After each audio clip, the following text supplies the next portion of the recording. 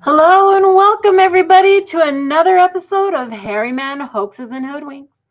I am so glad you guys are here. It looks like the chat is just moving. You guys are Sandra, Donald, Eyes in the Woods, Uncle Bones, Kaiju, Jen, John. Oh, thank you guys. Thank you guys for being here. I just want to get straight to the show. We're going to have a good show, fun, lighthearted, just chit-chatting about our feelings about Sasquatch, for sure. But before we do that, we're going to have to bring on a few guests because we got a bunch of people who are popping on, and then we'll have my special guest. So let's go ahead and bring on. Y'all know who that is. If he's there. Now I don't see him. I'll wait till I see him pop in. He better be there. There he is. The traveling Sasquatch. Oh, man. Oh, no.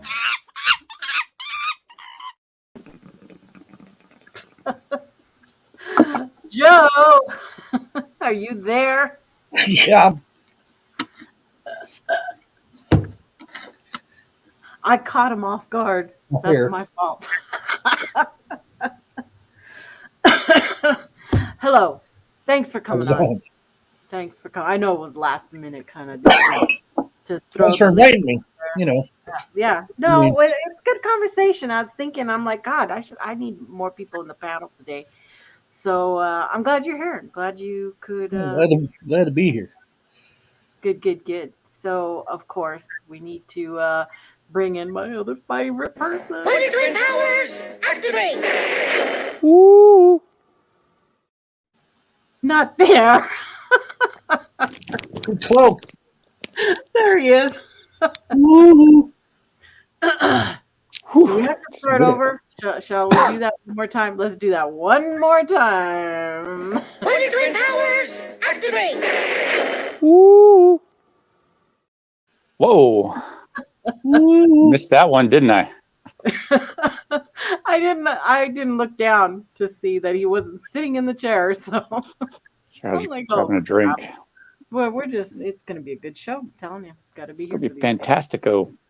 Fantastico. They don't even know what we're probably talking about, so I don't even know either, so it's going to be good for us all. I'm in the right place then, because I have. Yeah, for sure. So we have got a special guest. I'm so glad that is our own music. Everybody, let's go to welcome Mr. Ellis. What's up? The media analyst. Well, hi, guys. Thank you for being here. Thanks for having me. What's up, man? Yeah, What's going on? Good panel. we're gonna be talking about the romance of Sasquatching today. That music fits her. Is that music Right? still playing? Yeah, it is. Oh, okay. You want me to put it up? Oh, no, I wasn't sure if it was my headphones going out or what. There you go. I thought I was hearing things. I'm like, what is that? No, it was still in the background. Yeah, I spent like a whole hour looking for just the right one, just the right music. But yeah, so I had a thought, and as I'm bouncing ideas off my producer, we came across this whole idea of what gets us interested in Sasquatch. Because everybody has a little bit different story, but then a lot of people have a lot of the same story. And I wanted to kind of go through those because I think we can all say that, yeah, that too, or that too, and that we all have that bond on how we got started.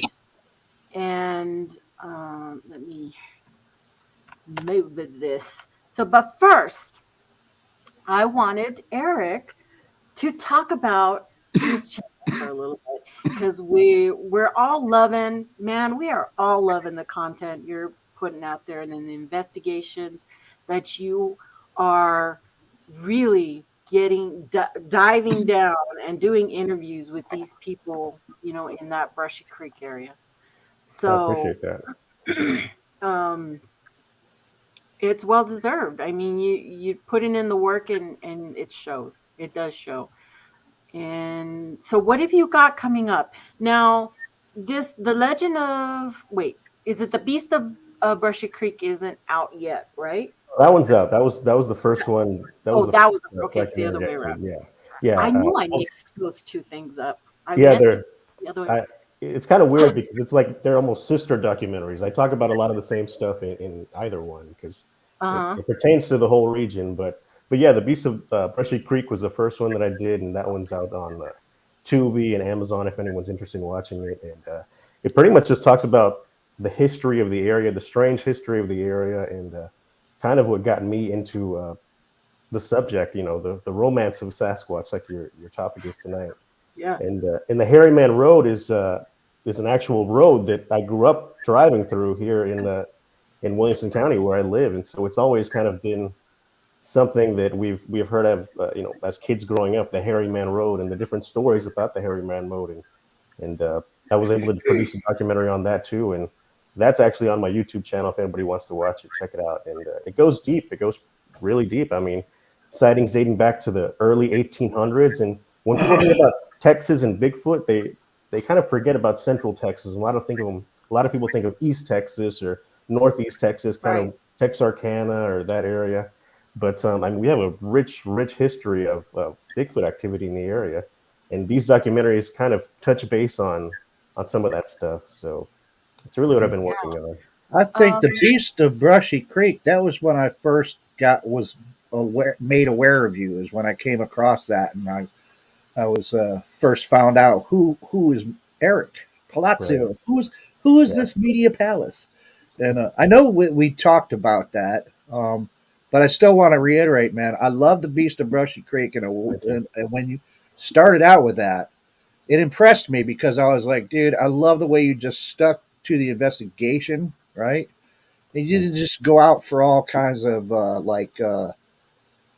what's the word on sensationalism or anything. You were sticking to the investigation of it and going wherever the hell it was going to take you. Yeah, that was kind of the theme of the pre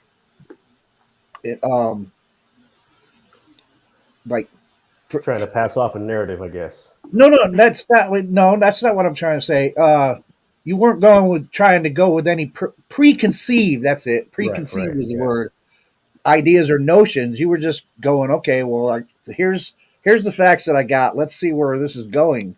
And when I first saw that first one, man, I was like, dude, now I have to catch up, man. I'm sorry, I haven't been keeping up lately, but I've just been busy. But man, right on. Keep going, man. I gotta see this next one, man. I gotta see. I kind of caught some flack for the Beast of Brushy Creek because it wasn't really solely a Bigfoot or Sasquatch documentary. I was talking about a lot of the other things that happened. Like, for instance, we had it, I believe, still to this day, it's the oldest complete skeleton that has been found in the United States. 16,000 years old. It was found right along the Brushy Creek. I put that in the documentary, and one of the things that really got me started was in 2014, they found a Native American burial ground 50 feet away from where I grew up, my backyard. So that kind of led me down this path, and it weirdly enough ended up kind of with this Bigfoot story. And I wasn't really intending to do that. I'd always known about the Hairyman Road and some other, activity taking place. But again, I just wanted to kind of capture the story, and it developed as, like there's something here that we're not really aware of. And people reached out to me saying, hey, I have other, data, I have stories, and I've kind of become the defunct Bigfoot researcher, I guess, in the area, for better or worse, So, but Yeah. But yeah, so I've kind of tried to keep up with that. And yeah, I guess I wouldn't say I'm really a Bigfoot Sasquatch researcher, so to speak. I'm more of an area researcher, and this area happens to have quite a bit of activity. Weird stuff. Weird Weird, stuff going on, weird right? stuff. Yes, Yeah, a for lot of cool sure. stuff. But yeah, if But I anyone love check it how out. you just track down witnesses and Yeah, interview them, because that's something that, and you're taking them right to the spot. That's also really cool seeing about the area that you're really talking. Yeah, it was right there. And, talking about that stuff. That's what brings me more into encounter stories is that I like to see, I'm very visual. So I like to right. see what they're talking about. So that's I like that. I think it's really unique to some of the interviews, and some of them are short. Mhm. You're just giving us like a taste of what's coming up and what's happening, and I, Right. I like that too. Um, Yeah, I mean the area here is beautiful, and people really don't think of Central Texas as lush and filled with caves. And this area is like, I mean, I think there's a document the University of Texas put out saying there's at least 3,000 undocumented caves in the area. That's a lot of cave systems right there. I mean, just to think about that. Lunkers must love it there then.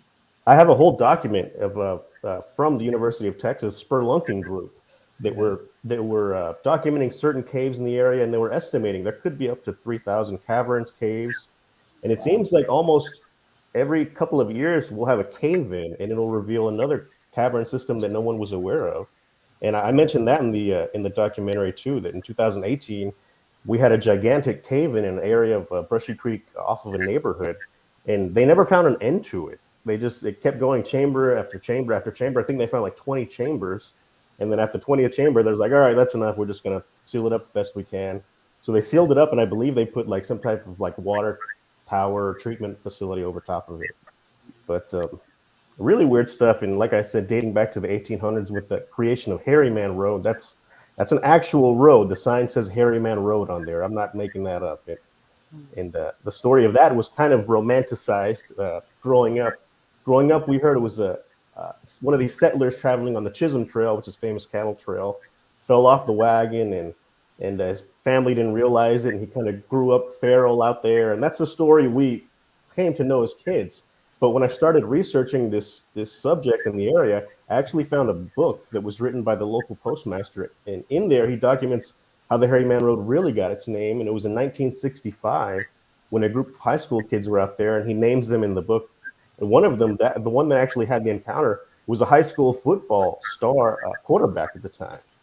And so he encountered what he described as a wild hairy man, giant wild hairy man out on Hairyman Road. And the next day he came to school, talked about it, and it was all over caught like wildfire in the community. And so that was the real story of the Hairyman Road that not a lot of people, even in my area, know about. You kind of had to dig deep to get that. But that's really my goal, is to kind of just dig deep and see where the rest of the story kind of takes me. And that's kind of what the next documentary coming up discusses. oh, cool. Yeah, that's going to be great.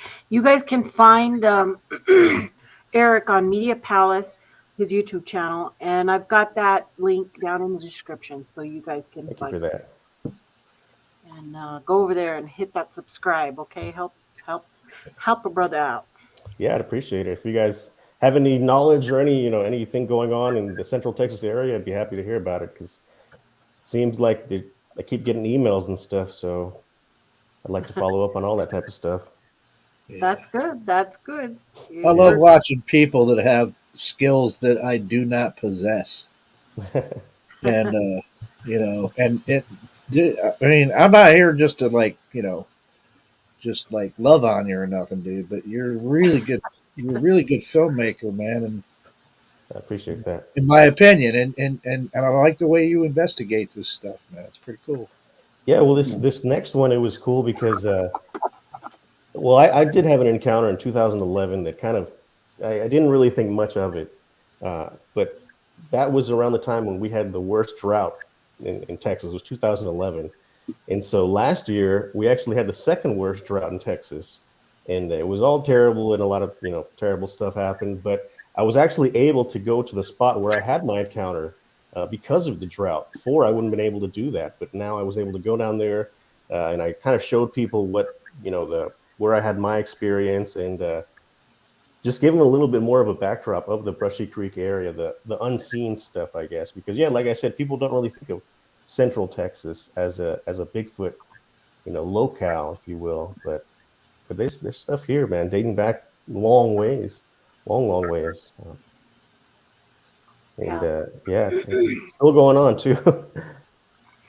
And that's kind of what the Hairyman Road documentary is. It was a continuation, because in 2021, I was getting a lot of emails, and around that same time, the Hairyman Road was actually closed down for about a year, which was all pretty weird too. But yeah, a lot of weird stuff, and I'm just trying to document it all, really. Right.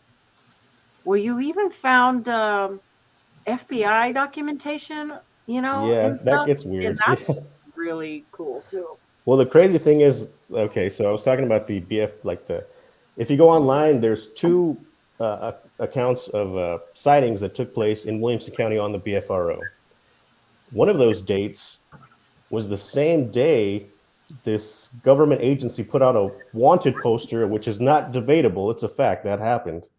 They put out a wanted poster saying, if anyone knows anything about this, we will. They offered her a reward, pay $500,000. That's a fact. That's out there. Whether or not it's meant as a joke or not being truthful is another thing. But they did put that out there, and we know the name of the person. I have all this documentation, and it gets really weird. I don't know how deep you want to get into it, but it gets weird. We've heard some of it before, and maybe we'll go into that on another show. We'll have to do another one. It gets weird. Kaiju wants to know, what about the hairy women? Hairy women? Sure, they're there. That's a little bit further south. I think they call it the wild women, the wild women of the Navidad. That's another area, but that's a real thing too.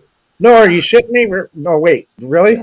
Yeah. Oh yeah. There's a plaque. There's a plaque from Texas. It's like a Texas heritage site about the wild man and woman of the Navidad River. It's a real thing. Wow. Yeah. It's a real thing, and I'm looking to kind of broaden my search, and I might even have something for your show me what you got segment here towards the end to show you, if you're interested in seeing that. Nice. Because I have kind of I followed the Brushy Creek west, and I followed it east, and I found stuff all along the way, which is it's pretty weird. So I think I might end up doing that for my next projects here. Well, it's the gift that keeps giving. So we'll definitely look forward to seeing more from you on that. But let's get on to my question on how far do we love the topic of Bigfoot and Sasquatch? Now, you all can replace love with interest, like romance, obsession, hobby, whatever you want to call it. But there's something there that has grabbed each and every one of us here in the chat, all of us, okay? And, after 50 plus years, there's still hardcore researchers, investigators, and followers in the field. And there will always be newbies coming in and other people leaving. Like me. And it's going to continue. I know for me that it's a little bit of everything. A little bit of everything has just grabbed me and has kept me in the subject. And I do have to tell you, though, before we move on, that I'm not. When I was originally making the promo for this show, it was really cool. I had a really cool idea. It was going to be romancing the Squatch.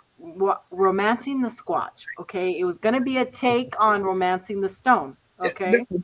You know what, Nikki? And I'm not giving away too much, but I was in a particular room in the house, me and communing with nature. And as I was sitting there, that popped into my head. What you just said about, I was like, wait a minute, she's doing a show about the romance of Squatching. I was like, maybe it was natural. I was like, romancing the Squatch. Romancing the Squatch. Dude, oh my God, we're on such a wavelength, Nikki. Whoa. Yeah. Well, I started That's creating cool. the promo. That was going to be it, okay, in my mind. And I got the whole promo from Romancing the Stone, and I switched it all out, and I took Kirk Douglas out, and I put I found the perfect Sasquatch to fit in there, Yeah. and what's it, Kathleen Turner's hanging off of the Sasquatch, and it was so good. And then I went, oh my God, that is Sasquatch porn right there. You know, the whole look of it looked like Sasquatch porn. And because she has that slit all the way up her Uh-huh. and I was like, holy cow, I can't put that out there. I might get a lot of people come to Sure it. you can. Yeah. You could But be like, no, you guys are thinking dirty. What are you talking about? This is an Yeah. innocent post. This is an innocent thumbnail. Yeah. Naughty people. do it. I laughed. And I said, I'm going to tell everybody about it, but I am not posting this picture. You could have done it. You could have done it. Anybody, You gotta anybody show it at that least. I has didn't seen even that save movie or is familiar with I the just- movie, they would have gotten it. It would have been even better if you would have photoshopped Joe's head in lieu of Kathleen Turner's head. So that would have been perfect. Oh my God, I didn't even think about doing that. I didn't. Next Yeah, time. but What are you that's trying sweet. to imply there, Brent? And Nothing, man. Nothing. I just saying. Could be a Rasta moment. yeah, be. so Swinging in to save you, man. just for everybody, I am not talking about going on a date with Bigfoot. Okay, that is not what the show was going to be about. So, but I found that stunning picture of that Bigfoot getting ready to go out on a date. So anyway, that's what that was all about. So many of us started in this field when we were little. We were introduced as kids. Maybe, our parents were into it, or they showed us Bigfoot shows, the little kids stuff, or we seen them at the fair and you take pictures with them. And that was a big thing. I don't ever remember having my picture taken with a Bigfoot, but I can remember seeing certain coloring books or something of that nature, because I was always going to the library, and we're going to get to another one of those. But did you ever see any, did you go out to festivals and see Bigfoot and that spurred you on? Any of you? Oh, well, no. When I was a kid, well, a lot, not everybody. That's a blanket statement. It's not fair. A lot of people that are my age and older, uh, they got their start from the Patterson Gimlin film, and if they've been in it since they were kids, Right. And I recall that I had seen. I think I actually saw the episodes of the $6 Million Man first when he had the robot Bigfoot in there. Mm-hmm. But I don't know. It's kind of hazy. That was way back in the 70s, so I'm not exactly sure what years those were.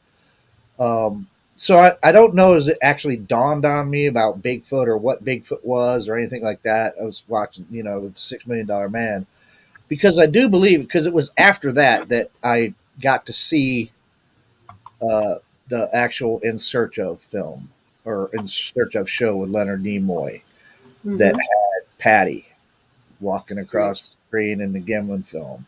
And my dad called me into the living room. He's like, Joey, come here, look at this. He's like, what do you think of that? And, here I see now this big hairy thing. And I wasn't even equating that with $6 Million Man show or anything. That was long out of my head.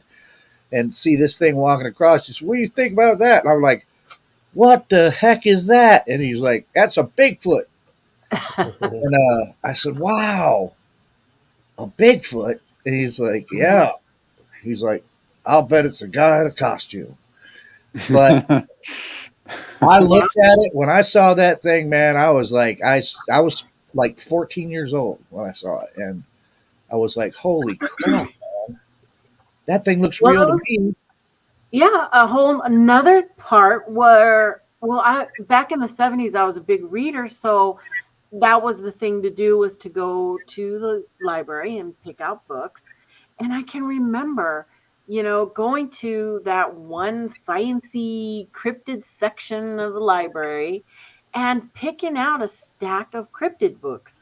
Not necessarily Bigfoot, but um, all of those, the Loch Ness, the Right. Mothman, the what, and Bigfoot kid books. It wasn't a huge thing, but I know that's what grabbed me, and all those type of um, I don't know, sciencey books, Yeah, that I used to grab. And this is just a small little picture of Bigfoot kid books. And now, as you're growing, there's coming out with adult science books. I didn't even put a picture of all those books that are available now, and the amount of and people who are putting out content, full blown research books, encounter books, tribal books. You can go on and on. People yeah, are putting them out quite a bit now, and which is great. I mean, there's the niche is there. They do sell, and there are a lot of people who they love to put them in their library. oh yeah. There's I mean, no that's fear I about got my own little collection here. I used to have a much bigger library, but in Virginia, our house caught fire, and we had a bunch of books. Molly had a bunch. I had a bunch. They were all downstairs in the family room, and it caught fire, and all those books burned up. And my favorite one burnt, which was The Apes Among Us by John Green. that. And and one of the things that had me there, that book had a letter in it. I put the letter in it because I had written to John Green way back then. I didn't expect an answer from him, but he actually wrote back to me, and I put the letter Wow. in there, and that's gone now. It's like, but Oh, and it was man. amazing. I love that book, and I just remember like one of the things he said in the letter at the end, like was something like, um, "Keep searching. Who knows? Maybe you'll be the one to Nice. show everybody the world, or show everybody the world, stuff like that." I don't remember exactly how it was worded, but yeah. Yeah. I never really read too many other Bigfoot books. The ones I gravitated towards back then were like by John Green and some of the older guys that were doing the squatching, and going out and doing the investigating. Didn't read too many kids' books on Bigfoot, but Hmm. yeah, Yeah, I think in Yeah. my area we didn't really have. I remember seeing the Loch Ness books, but I don't remember seeing the Bigfoot books. Unfortunately, in my library, yeah. Yeah. Well, like I said, there wasn't a whole lot of them, not like what you're seeing nowadays, Right. no, but everybody's got a book now. right. And they weren't as, I don't know, colorful. They seemed to just be kind of plain, plain books. You really had to read the side of the book. But oh wow, Joe, you have a lot of static because when you turned your thing off, it all disappeared. Wow.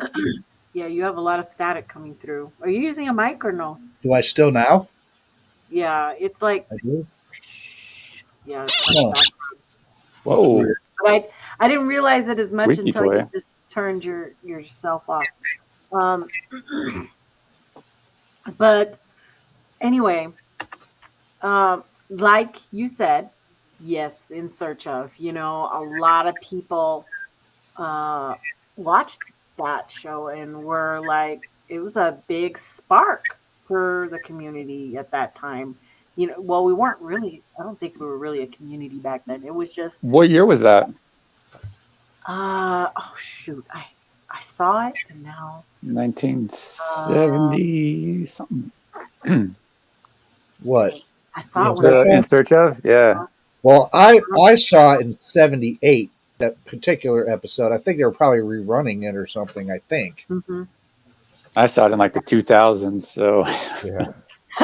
I saw it a little later than you guys. Pretty sure I For saw me, it it was on- like for me, it was the Harry the Hendersons. But before that, there was like some unsolved mysteries. There was some. My dad would get these black encyclopedia books from like, I don't know, somewhere online, or not even online, somewhere through the mail. And like it was like it was like an encyclopedia or whatever of Bigfoot, and one was like UFOs, one was Loch Ness, and I don't know, it was cool. But yeah, I'm curious about the year on that. It's still, and that's still a big media thing, you know, to get the word out to the regular folks. I'm gonna say the people who aren't at all interested in Bigfoot, they just like a good show, and good entertainment. You know, not even good entertainment, just flat out entertainment. And they watched these, Finding Bigfoot, when Finding Bigfoot came on, and it ran for a pretty long time. I admit it. I watched every bit of Finding Bigfoot. Oh yeah, I started out Or not Finding podcasting, Bigfoot, whichever you want to call it. But doing a Finding Bigfoot after show with Shane Bradbury. We used to do a thing, we'd watch it and then we'd talk about it afterwards. And that was how I started too. And we knew way back then they're not finding anything. They're not gonna find anything. It's a production, it's entertainment. But it was still fun to talk to, and some of those town hall meetings is what we found the most interesting part, because most people did, right? Right? And of course you run through your head, is it all set up? Is it all story? Did they set these people up, or is it real? And but that was part of, I think, the allure. What I'm trying to say is that we wanted to hear what the stories were back then. So, and of course that led to all these other shows.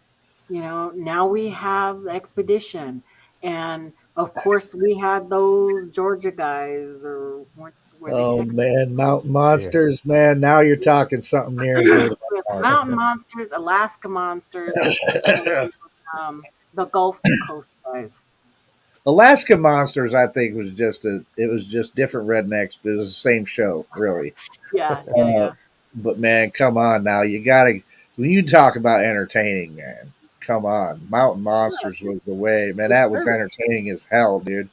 I mean, completely and utterly just fantastistical, but dude, it was entertaining. It was entertaining. Like Tiger King Entertainment. Like that, I've never seen it. Is it that level? Yeah. Oh man, but dude, I will give it to the man. The one guy, I can't remember his name now. The guy that built all the traps, dude. That guy. Those were some ingenious damn traps, man. You gotta, the guy in the camouflage suits. Oh, they're all wearing camouflage. The guy on the left, I don't know his name either, but yeah, he did come up with some genius. Some great traps. They actually caught a pig. Yeah. No, in the show they were saying it was the Sasquatch, whatever his name was, Snagglepuss, or whatever Sasquatch they were looking for. They all had a particular name. Each one was individually named, Right. And they were saying it was it, but it was actually a wild pig that they caught. That's still pretty impressive. I mean, the trap actually caught something. Right. And I always wondered that, okay, so there's this elaborate thing that goes up. So when the cameras are off, is it like 50 guys in there building this thing? Right. When the cameras go off, when the cameras are off, they actually speak with a British accent, and they're like drinking tea and everything. Using the metric system. There you go. Yeah. Oh yeah. I actually met them at a conference. They were a little standoffish, if you ask me. Well, I mean, they're entertainers, though, right? They're not real researchers. Well, yeah. Well, that's what I would call them. A Yeah, lot of they're them entertainers. themselves as actors. They are actors. Like Turtle Man. Right. Man, gotta love. He's going to be at the ECBRO conference this coming June. Oh man, my kids love Turtle Man. Back in the day when he had his TV show, my kids would love. They loved him. He's such a good character. Yeah, because he plays it up. But I hear that he is really the same on and off. Really, yeah. Yeah, he doesn't. That's him. I'll bet it is Hey, too. he's a unique soul. Glad they got a camera on him there. Yeah. So, okay, my next slide is in reference to the hardcore researchers. Um, some people consider themselves those researchers that are boots on the ground, and they have that in their nature because they number one have a love for the outdoors and have the skill set. I'm sorry, I'm losing my voice. um, have the skill set to go out and do that.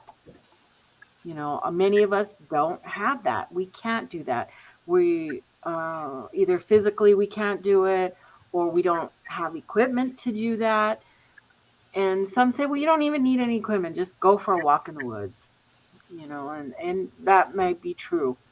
And It is but true for me anyway.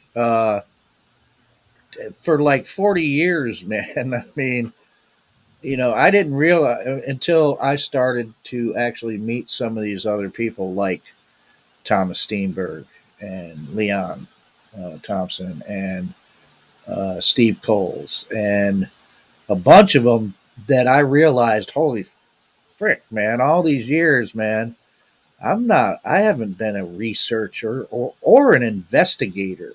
I've been a searcher. And, I have to realize that I've never been I've come to realize I've never been a researcher. I've been a searcher. I'm not even in the league of some of these people, like, especially with Thomas, man. I mean, he's totally in a league all by himself, man, in my opinion. And, there's no, and that's why I respect all these guys, man. I mean, for me, it really comes down to, it really has been a hobby, for me. Um, Whereas I think it's a little more than a hobby for those guys, of course, um, especially Thomas. Thomas has made a life out of investigating this, and many of them have. Um, and I find that amazing, and I'm totally obsessed, especially since August of 2020. But yeah, these guys are like in the league way above me, man. mm-hmm. I forgot I was going to try to find a Jeep with your research thing on the back of it, so I could put it in here too. Oh, the Bigfoot research team. Yeah, and it's just some people go above and beyond, and some people don't share what they do. Right. Right. Yeah. They keep it to themselves because in a lot of areas it's still considered taboo or not Well, welcomed, Well, or that some of them are actually maybe. probably just collecting the data until they have something totally irrefutably solid and then present it all at once. right. Yes, Well, and Nikki, that's I was the going to other say, thing. in my Hairyman Road documentary, there's a researcher who's been doing it for a really long time, and he didn't want to be his identity be out for everybody, and so he had a mask on, and Yeah. he was talking about stuff. And this guy knew a lot more than he was telling me, and he showed me some stuff that he hadn't made public, and I was like, "Whoa, this is really interesting." And I begged him to show it, and he's like, "What's the point of it? Why would I do that? I'm not going to gain anything from it." Uh-huh. So some people just have that view set. Yeah. Weird. Yeah, they don't want to share. I know Right. many researchers that I really appreciate and find their work credible because they used to be in the community and just walked off, just walked away, Right. and I can appreciate that. I'm sad I don't get to see their journey because that's what I do. And but I know they're still out there doing it because every now and then they'll throw a small video out or throw out a picture or and you're like, oh man, I wish he was still, doing stuff that we Right. could see. So, but that's just the way it is. People, like I said in the beginning, come and go in this field. Yeah. Sometimes it even seems like they get chased out.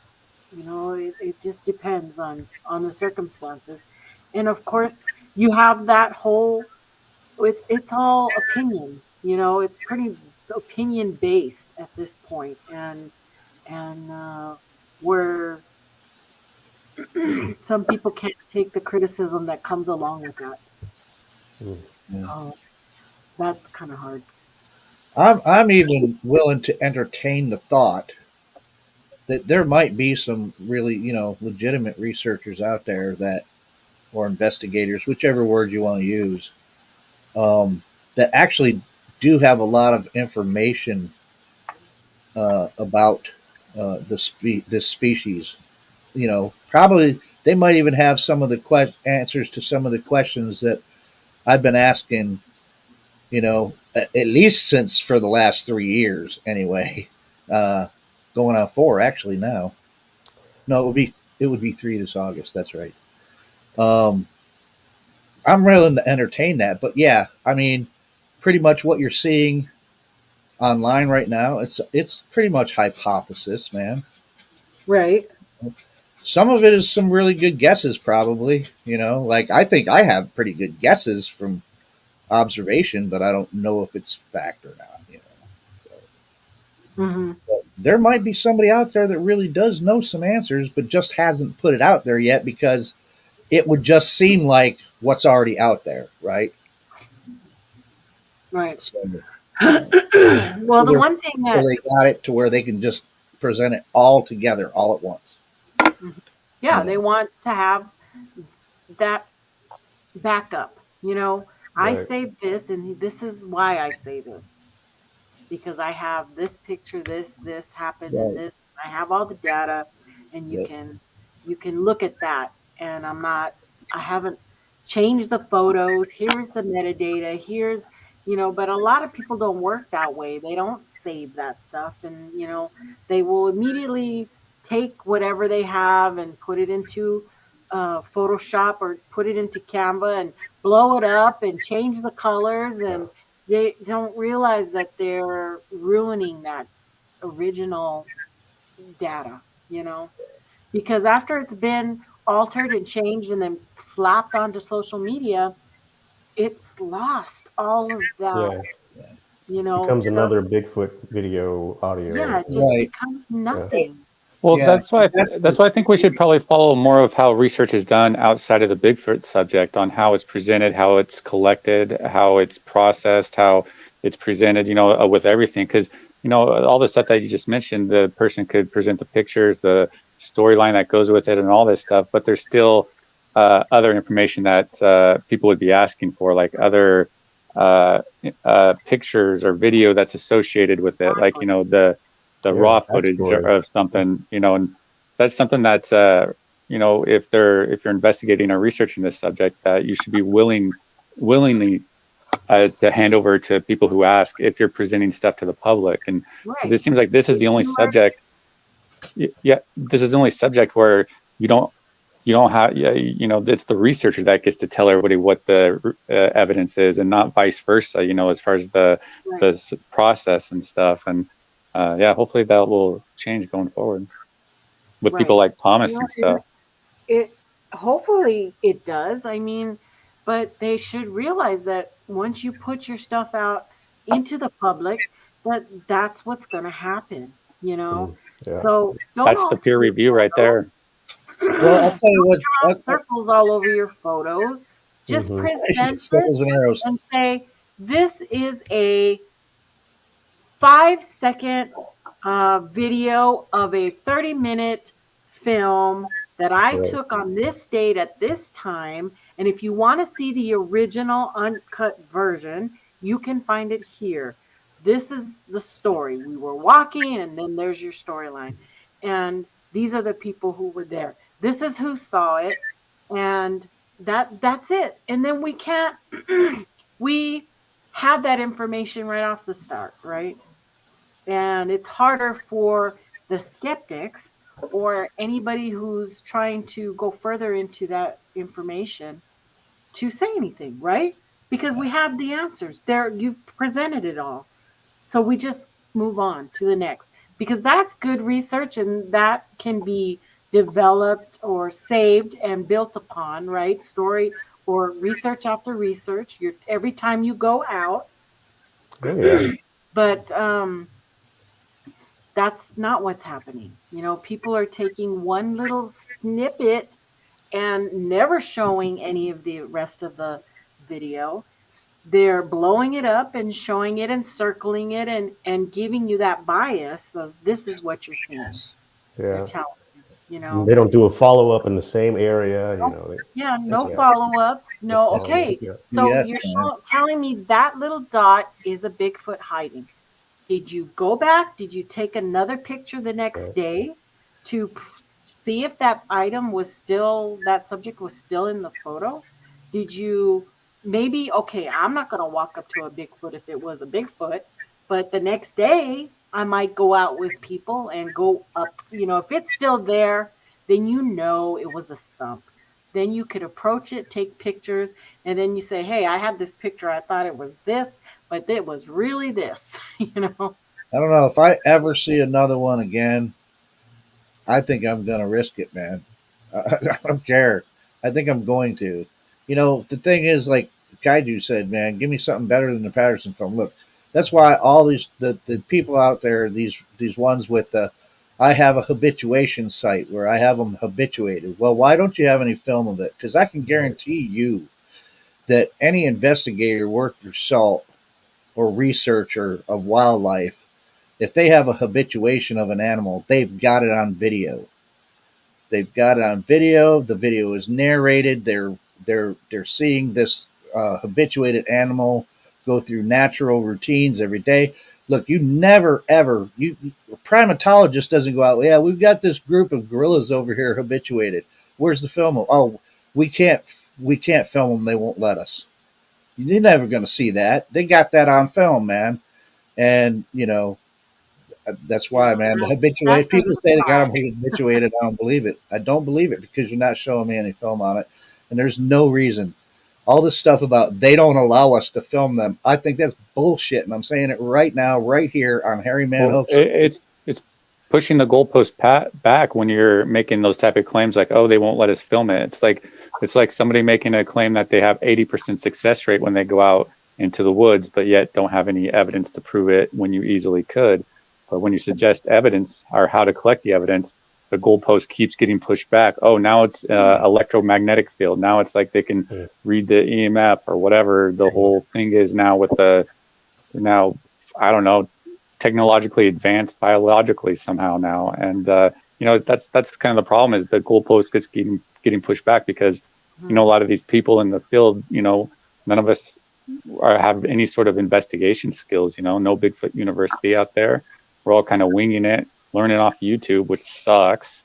Or, people we look up to like Steenberg or something. Yeah, any of those guys that we just talked about that Nikki puts up here, Steenberg, Leon Thompson, even Steve Cole, any of these guys that are serious, credible investigators and Bigfoot researchers, if Thomas Steenberg had Bigfoot habituated at a site, do you think that man would have it all on film? Absolutely, he would. Or something our viable evidence to show us to help back up what his claims are. Yeah, absolutely, for sure. It's gonna not change.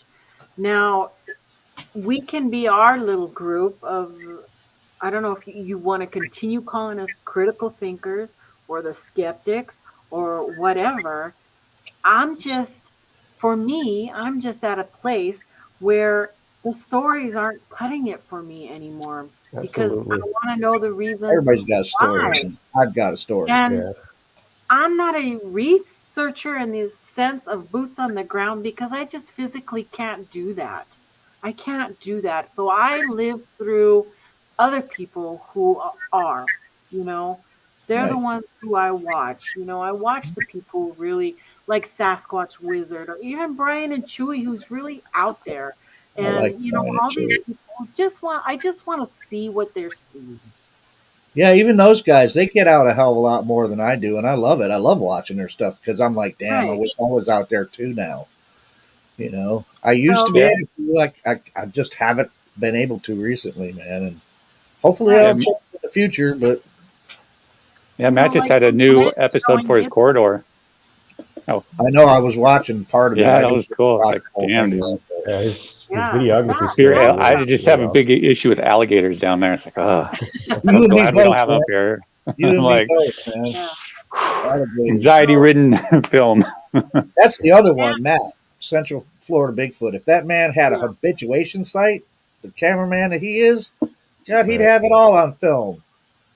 He'll catch it if he's on the right track. You know, he's the man who's going to catch it. He's It got all. wouldn't be no him coming back going, "Hey guys, I got a habituation site down in the corridor, and but I can't show you any of the film because they won't let me film them." Yeah. Weird. I don't want to put words in a man's mouth or not, but I can almost guarantee you would never hear something like that from him. You know, No, I it's think crazy. he's There's doing a people. Go well. I ahead. was gonna say he's doing a great job, and not only with that, but even with the like retroactively, he's going back and he has the camera that the Patterson film was shot on, and that's a lot of detailed work that I don't think anyone's broke that down. And so we got to give him props not only on that, but Oh, yeah. on kind of Absolutely, retroactively going back and absolutely. breaking down stuff. Even though, as Leon has been wont to say, uh, he's kind of messing with a sacred cow there. But Yeah, I applaud him for doing it, though. right. Same. Well, we have his back no matter what. So yeah, it's all good. For sure. He's for sure. Matt is set on his timeline, and if he can't do it, he says I can't do it, and And you he's got to gonna move respect on. that. You got to And I respect that. respect that completely, and I believe him. You know, he's doesn't pussyfoot around. You know, so more power to him. I hope he does find something. I mean, he's found other animals there in that corridor, so um, we shall see if Bigfoot is in Florida. Yeah.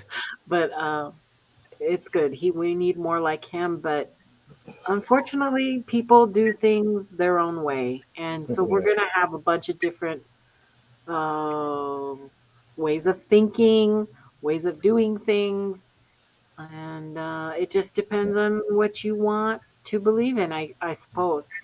Well, that's That's what it breaks down to, right, Nikki? It's what's like that? you. I said that's what it breaks down to, right? Yeah. You got the percentage of people, which is probably smaller, I think, in my opinion. You got the percentage of people who are interested in the actual real research of the thing, the real phenomenon, and then you got the people that are more interested in the clicks and the likes and the entertainment and all this, you know. The stories, just Oh, yeah. there's so many different clicks, if that's Yeah. what you want to call it, because you have people who believe that they are not just flesh and blood, that they can freaking disappear into portals, and that takes a certain type of person to believe in that because either they had some experience that they cannot explain, and that's the quickest way for them to answer that Well, I'll is tell you, I'll believe it too if they show me evidence scientifically of it. that. Yeah, but they can't. Nobody can. No. Nobody has. Nobody can. I So don't know. you will Is it have. because nobody can, or I actually if it's something that made a really video. truly happens all the time, or What's whatever, that? then it Oh no, should be to somehow.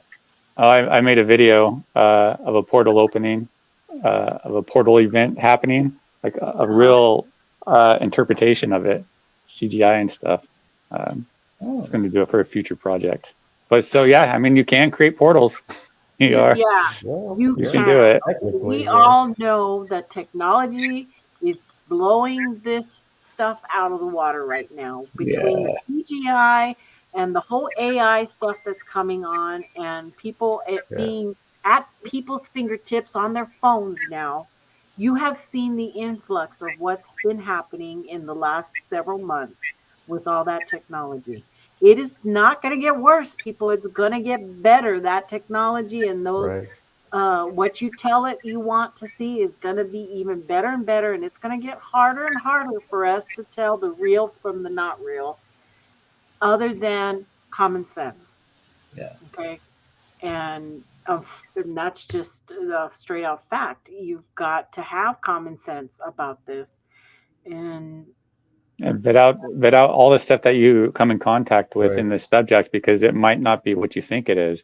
That should be the cardinal rule in this subject: is vet everything out that comes in, you come into contact, because you literally never know, because there is so much hoaxing that's going on out there. But as Joe was saying, that not everybody's cares if there is hoaxing. I mean, there's people out there that'll tell you that they don't care if they're, people are hoaxing, just as long as they're entertaining them and they like them and stuff. So, yeah.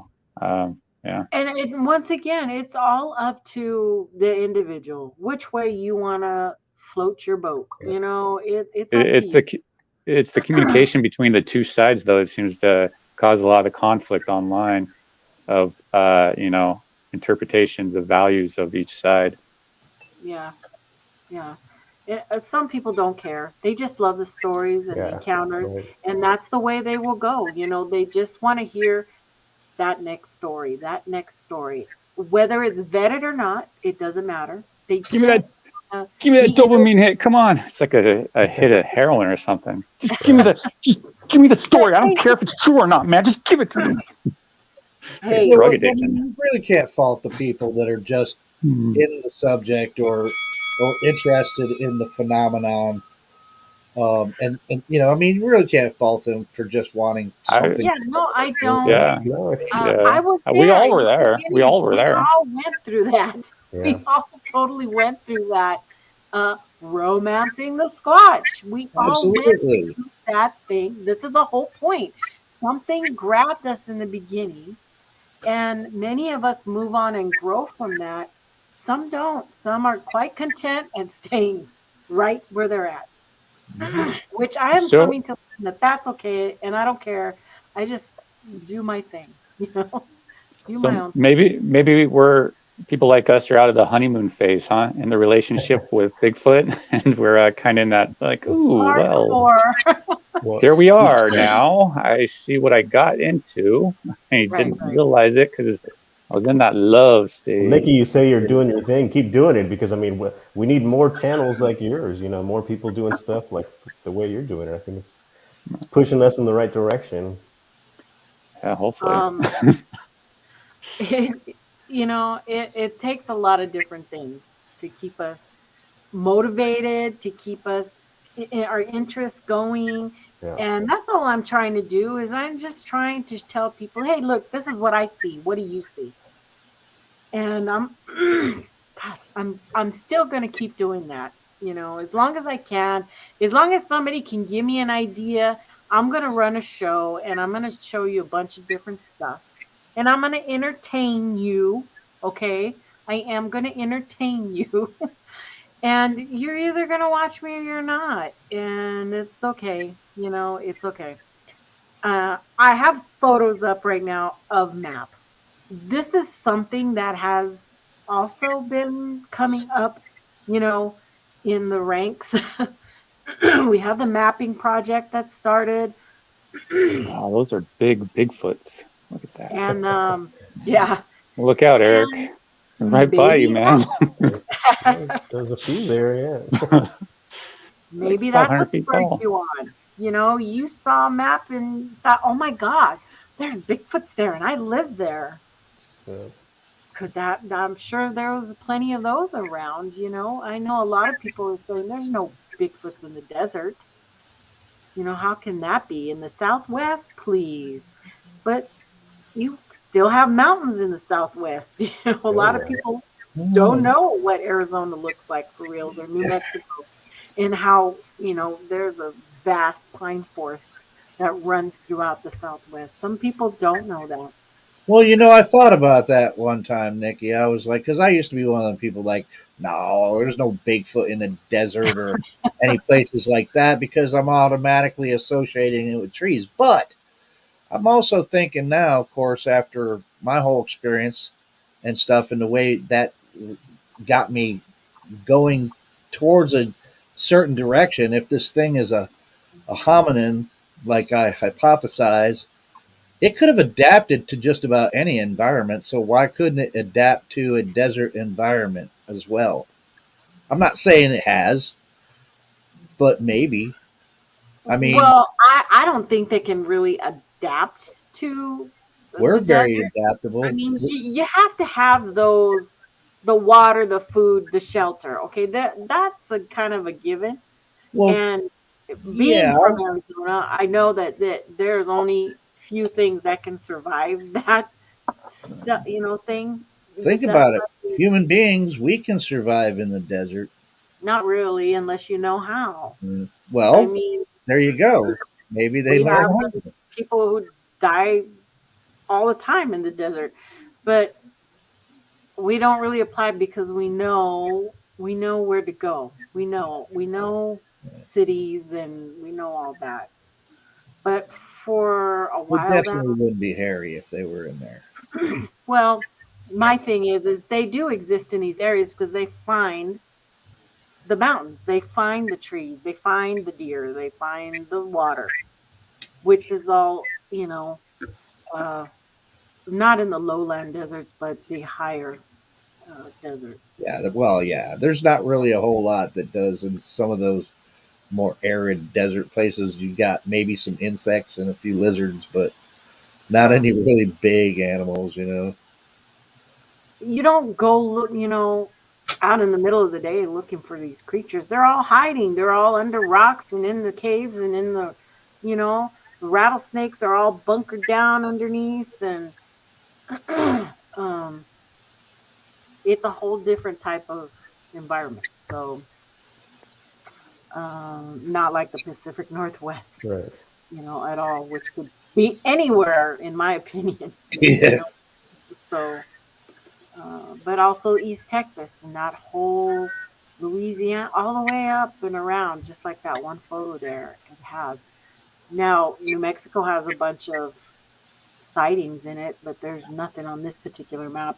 It's, you know, they're all different. So you could pick anybody's different map in their location and have it look completely different. I don't particularly know where this map came from. I don't know if it's a BFRO map. I don't know whose it is. Maybe a group out of Louisiana and that area, because look at all those. Could be. Maybe they did that. But my point is, it still grabs us and it Yeah. makes us go, whoa. That would be a good area to go search if there's that many Bigfoot sightings or reports. You know, I mean, look at the map on with the red. The Pacific Northwest is practically just flat out red. Yeah. That whole Washington, Oregon, North, South. No, we got them coming out of the ears here. I mean, seriously, it's like you Yeah. can't beat them off with a stick here, really. Right. So when I come in Going July, through your I start trash. on a Bigfoot. You guys Yeah. better be ready with Well, that. them Bigfoot around. How come you ain't seen one yet, Brent? Yeah, I know. Hey, I got a stick to show you guys, though. Found a stick yesterday. You got a stick? Stick. Found a stick in the woods, really? I know, huh? It was so weird, too. I gotta see this. Wow. I gotta see this stick. Yeah. So here, check. Well, I'll show you guys later if you want. We can continue. Okay. Just another thing to add, for us was that. And then you have the sightings. Okay. That grabs you. That brings people in who never thought they would be into the subject. Right? The people who, like Joe, well, Joe was already into it prior, before his sighting. But like Jay, and even Jeff, maybe, he didn't quite know what he had been out in the woods before and had never seen anything. So Yeah, that that almost that that's on. solidified it for me, though, Nikki. I mean, so yeah, because for years and years and years before August of 2020, I was getting to a point where I was almost like, yeah, I'm finding things that could be tracks, um, and found one that I had to would have went, yeah, that's absolutely.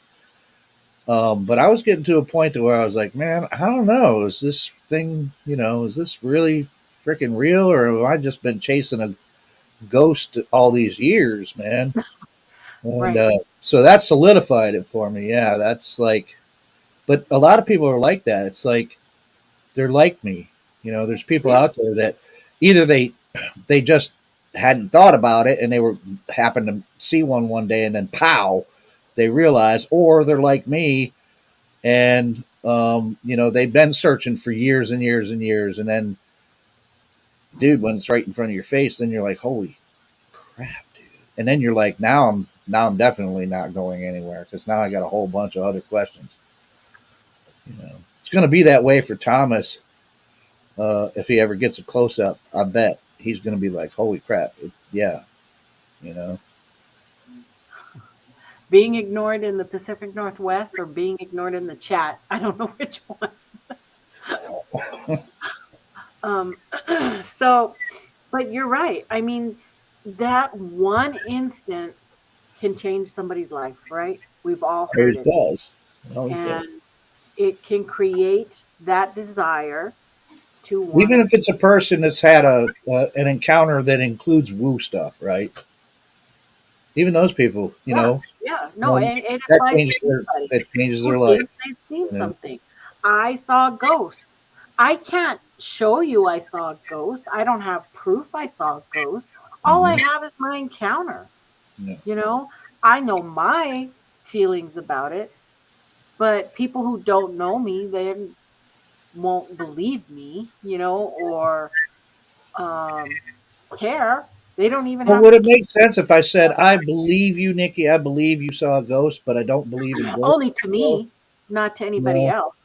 You know, Well, that's you know, on a personal level. That's how if- I developed my belief in it, is because, and I know people don't want to bring all that into the subject, but for me, it does.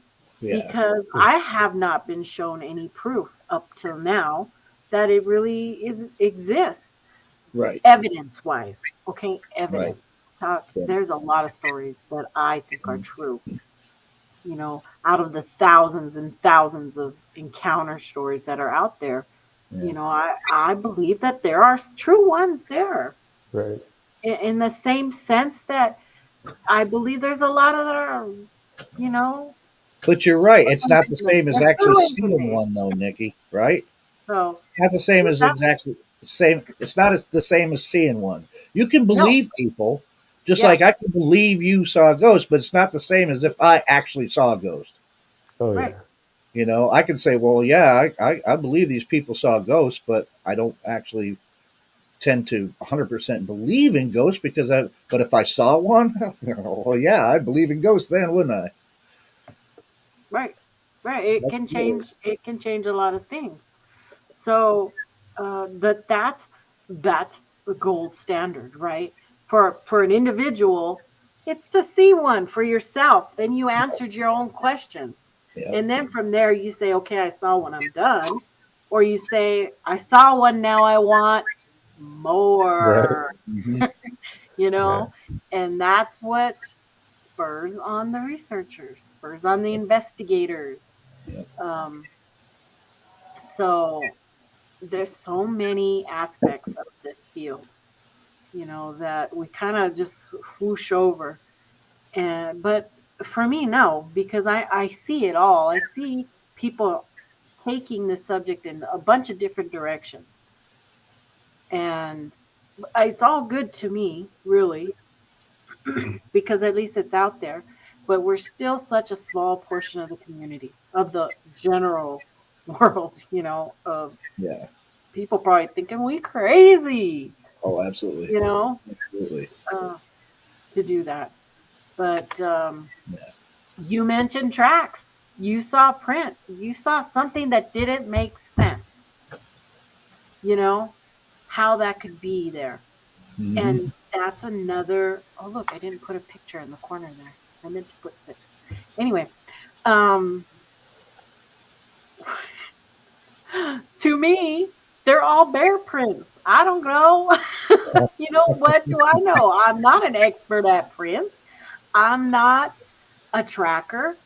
I only see what I see presented in front of me. And that's how many of us are. You know, I know there are experts who can see that double bear step instantly. Right. And I'm not an expert, but I can, man. I mean, I've seen a lot of them. And it gets that way after you've seen so many. You get pretty good at picking them out pretty quickly, you know. And I'm not an expert tracker. I'm not an expert at anything, but yeah, when it comes to bear tracks, I can pick them out pretty quick. Mhm. It's the ones that I can go, that doesn't look like a double bear print. What is that? Is that, you know? And then you got to start delving into it, see if you can vet it. But Well, you know, that picture of that bear put there, it to me it looks like a big giant foot, you know, and I Yeah, can it does. see Yeah. how that can look like a Bigfoot, you know, a Bigfoot print. So, how many of those prints are just a bare foot, a bear print, and you know, maybe the ground around it made it look like it had a heel, and people are just running with that, oh, it you know, does quite a bit. Yeah. quite a bit, I It's, think. it'd be interesting if there's more of a backstory about how the print got there, or, you know, something like that. Kind of a follow up, but you don't really And get too what many of happened? those. The generally now we have the Patterson Gimlin, which um, we have prints because we saw the event, we had it on video, and they took, you know, a print, and then they took some 10 days or whatever later, you know, and took more castings. So we have a video attached to this and witnesses, and we had that with the Patterson Gimlin.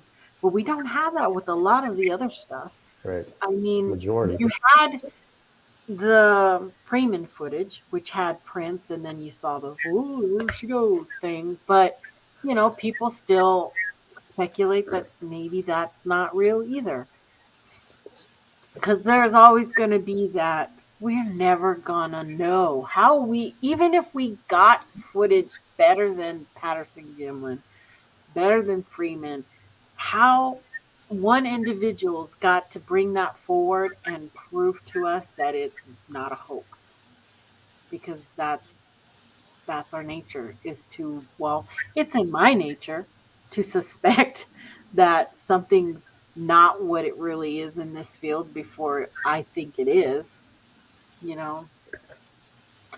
And maybe that's unfortunate, maybe it's that I've grown to be that way, so skeptical.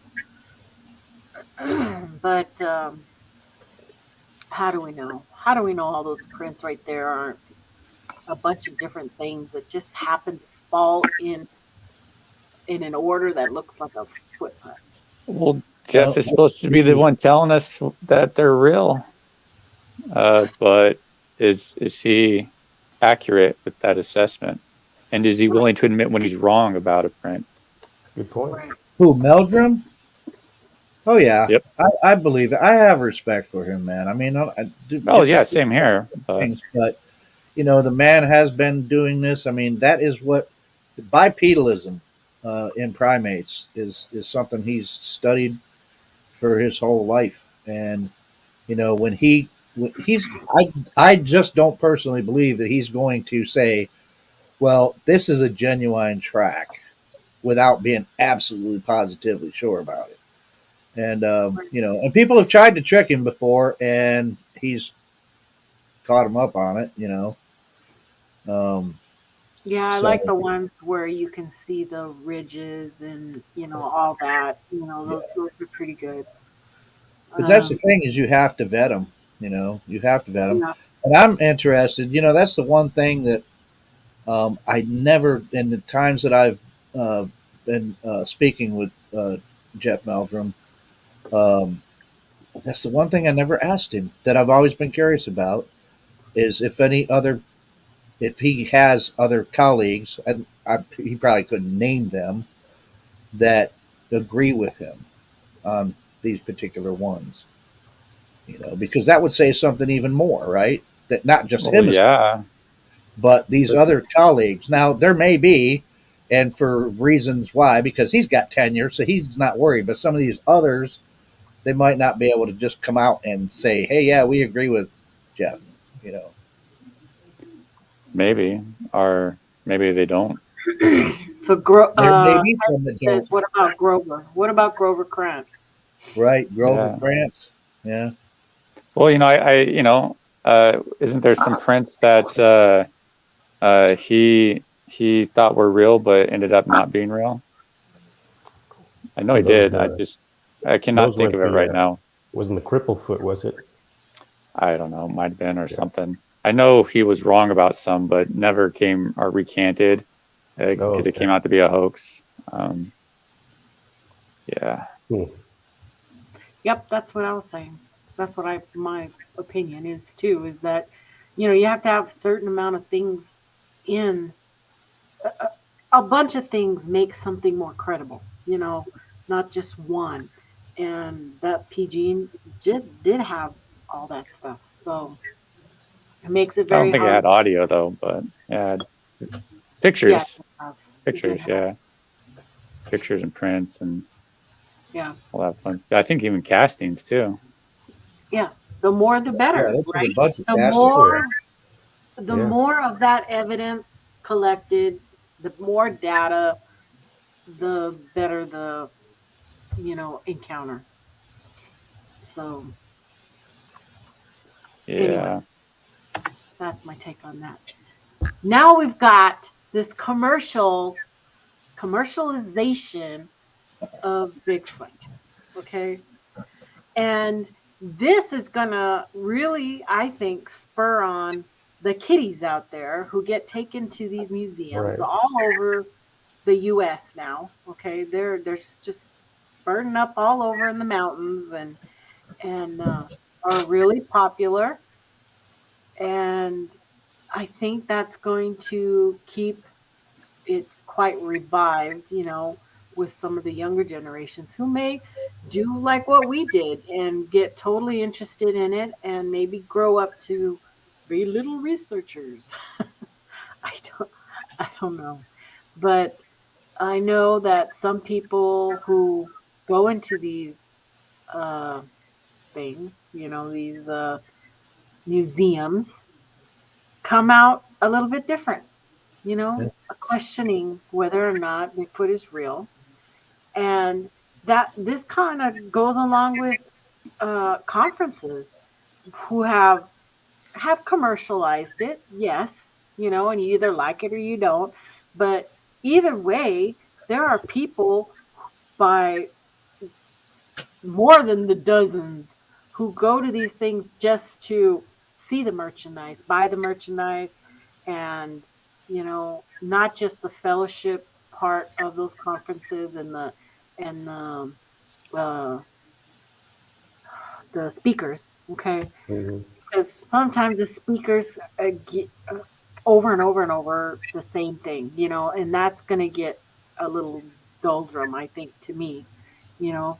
But the actual fellowship seems to be the most important part when I like to go to those. But um, it's commercialized. We're seeing it in commercials. We're seeing Well, Jack it, links, and we're seeing all this other stuff out there that does get the word out a little bit more about.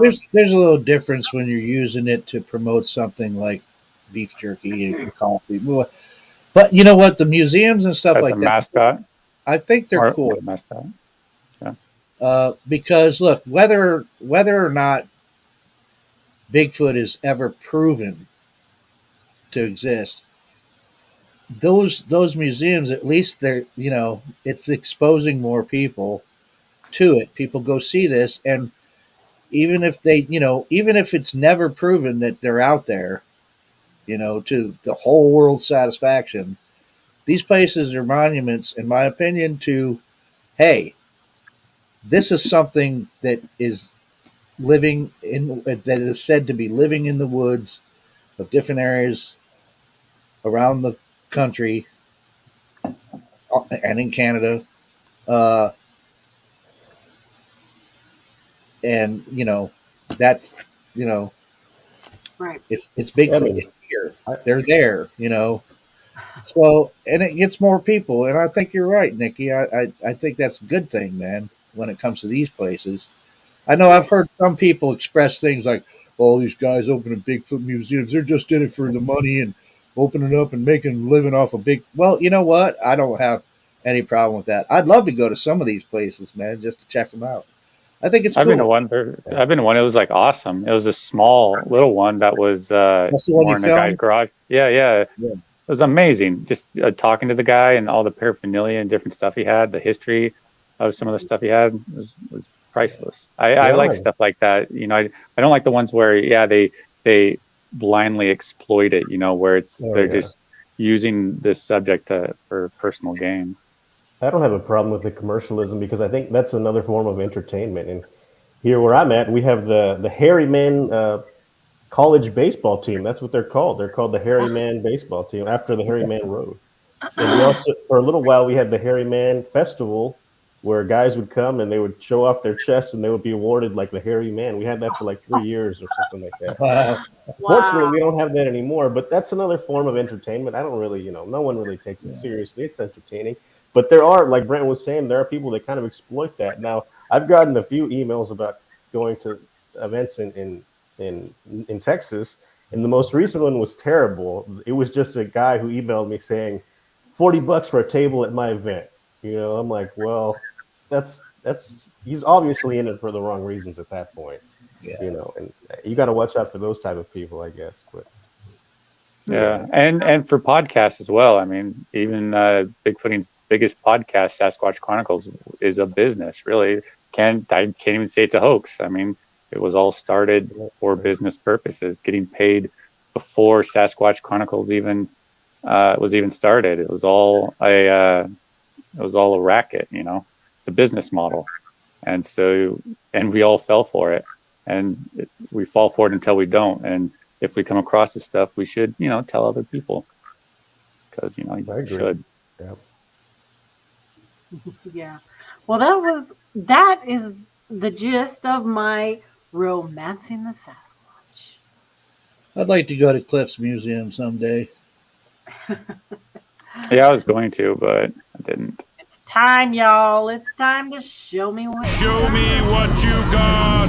Jim, you heard them said, show me what you got. Show me what you got. I want to see what you got. Oh boy. Oh boy, indeed. The week never fails. I can always find something, that comes up, or somebody sends me something like, what in the heck? So, this first one is an old photo, okay, that has been around for a long time. I tried to get with Brent about this because even I didn't have any information other than I know I've seen it before. Okay, I've seen this photo for a very long time. So I should have put this on, maybe be on the lookout. But I'm looking for information about this particular photo. And I don't know, I figured this would be the fastest way to get it, is to ask you guys. If you remember seeing this photo, where did this photo come from? I don't think I've ever seen it. This is part of the Marx film? Ivan Marx? Oh, maybe Richard Marx?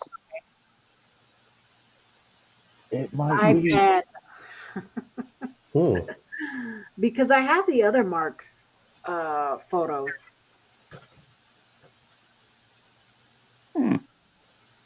Looks familiar. Mark's wife in the costume. Now I have the other one that goes with this then, and that's probably why it looked so familiar to me.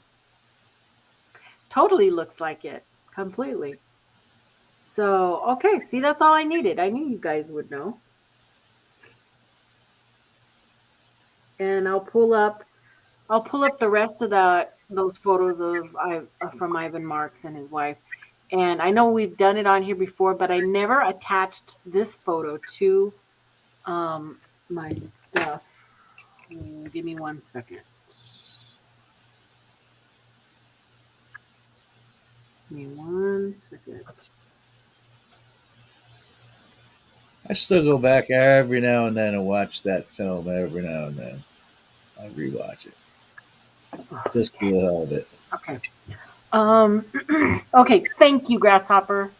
I should have gone to you to begin with. I apologize. This photo has been going around too. Haven't seen that one. Yeah, me neither. And the story goes that this was found by some U.S. forestry guy out there. Not a whole lot of information. Many people feel it's just a wood.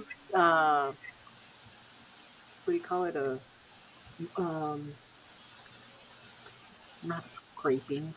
Just a wood design. It's just created. You know. It does look like wood, except It for Doesn't kind look of very does. big. the chicken bone. Yeah. We don't have anything to scale. Number Right. one, and it has that chicken bone sticking out there. you know. So I mean, I think any one of us could create this easily. Yeah. When I used to do theater work, I actually made a mummy, and I can make this in a day. I could have it looking exactly like this, probably. His So fingers are pretty stubby. yeah, I don't. I can Yeah, you don't almost, see the other side of it, so I don't know if it's broken. They're broken off, or if they're. I could almost guarantee you that's a chicken bone. Well, it's suspicious. There's That's only a one leg. photo. That's a The one chicken leg photo bone. thing. I'm telling you.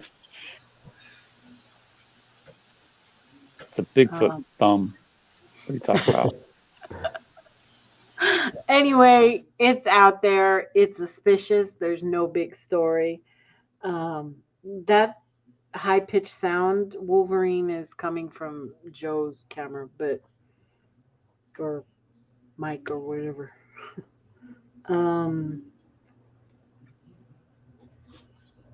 So anyway, that's what's out there. Let's move on. This. Oh God, did I write down what this was? Looks like Dr. Zaius. This was the story on this is it's a female Bigfoot, albino Bigfoot giving birth in the water in the river. Okay, that's the story behind this one. Shouldn't it be in the water? Just gonna let the baby plump out. Plump. That's the official word for it is blurry. Even the baby's blurry. Yeah, and then they just walked off with the baby, you know. So Just pictures, no video, yeah, that's it. Those are all the pictures. So God, it even just looks like, I don't know, like one of those nightgowns you can wear, you know, just throw over you. huh? Right. It's bad, but that's what it is. Okay, we also have this photo right here. Now, this one I didn't see anything in it, and it was part of a video. I went back and watched the video, and you do see some fluttering going around or something happening, but I gave it to the expert. I gave it to Matt. Okay. And Matt, he did his thing. Okay. Nice. And there's nothing there. It's just the play on lights that you're seeing and the person moving around like this. Okay. That was creating that. There's nothing in the hole. He zoomed in his stuff on both sides there and a couple different ways, and I only posted these ones here, but there was nothing there. It's clear there's nothing there, you know. Don't see anything. So orange circle, please. no orange circles. Here's another one. And this one actually had somebody saying, I'm not going to tell you what you're seeing because you should just know. I think it's upside down. If you No. if you need No? if you need to ask, then ask and we'll tell you. But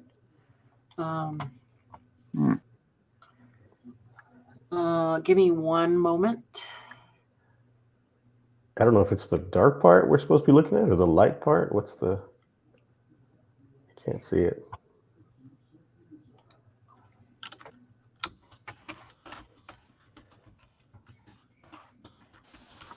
Probably trying to suggest that the pareidolia there is a face.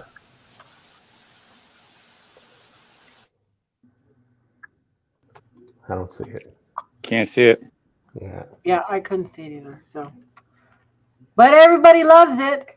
You know, everybody's like, "Wow, great job." I hate that. Ugh. Okay, next.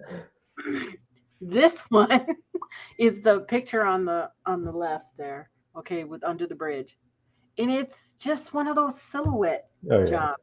You know. Yeah. And